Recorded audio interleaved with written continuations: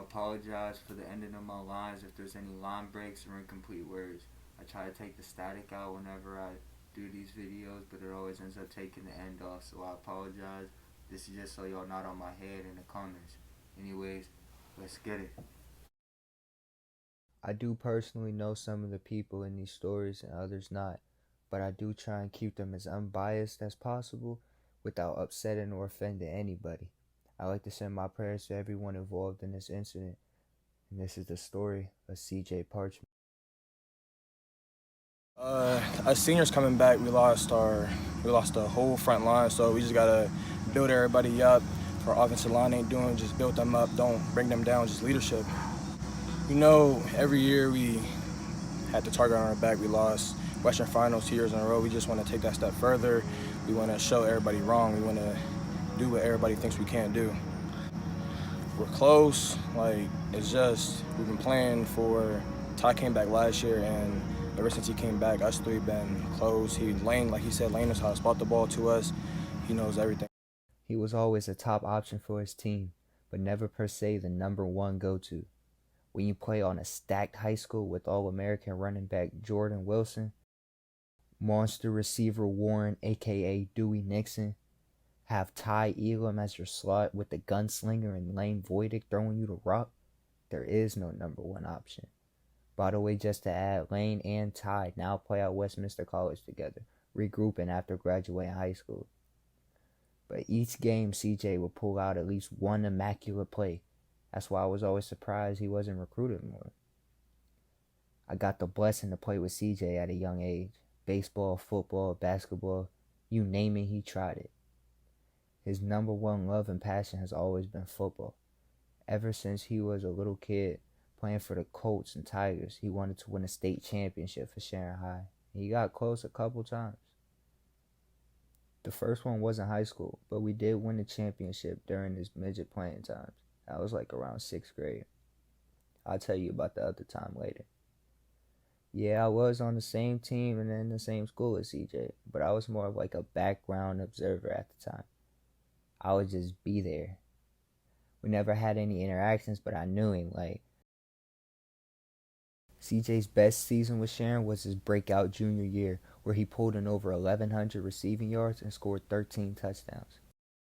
He would also be ranked as the 65th best player in the state that year. His career stats would add up to over 1,800 receiving yards, 124 catches, and 26 touchdowns. Now looking at CJ, you can tell he a monster. A grown man out here bodying corners. Let me show you a play from the game I was talking about earlier. It's 2020. Sharon was one game away from going to states. It was the Western Conference Finals. The Tigers faced off against the actual state champions that won that year, Aliquippa. This play shows why he deserved a D1 scholarship. This is why this play was so significant. Now the man guarding CJ, well, trying to guard him, but is now praying that the scouts didn't see that, is a 5-star corner who committed to West Virginia and plays there right now.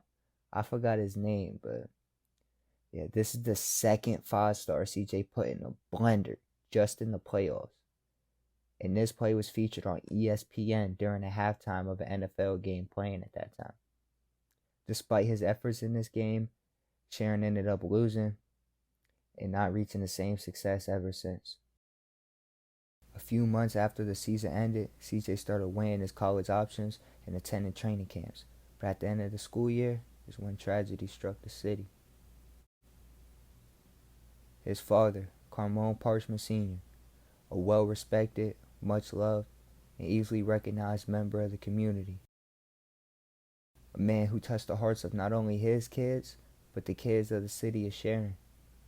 He was a steel worker and worked in a reform school for troubled kids for 15 years, a baseball and football coach, a high school graduate and a football standout, just like his son.